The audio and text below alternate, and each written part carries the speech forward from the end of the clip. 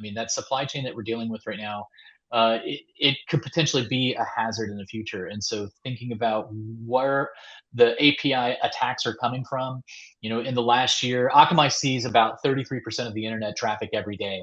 And so we're understanding these API attacks and how fast they're growing. Thousands of percent increase in API attacks over the last year, and that's only going to continue. And so this is where we really have to, buckle down and think more intelligently about the security process and that communication issue. Zero trust is not just about the users anymore. It's about everything that occurs in our environment, the endpoints that we work on, and the API endpoints that we create.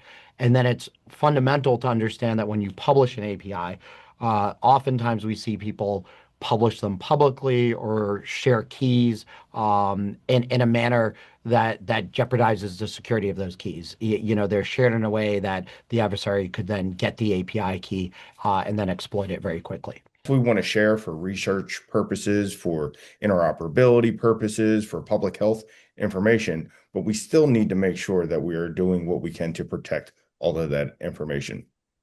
So our approach, right, and my approach is security is an enabler, not a barrier, right? So we want to ensure that you are the business side of sharing that data can do it. We just layer in some additional controls, some different asks, and maybe a little yes, and yes, do this, and please do this, this, and this with that to ensure that we're not risking that trust that we've been granted from the American public.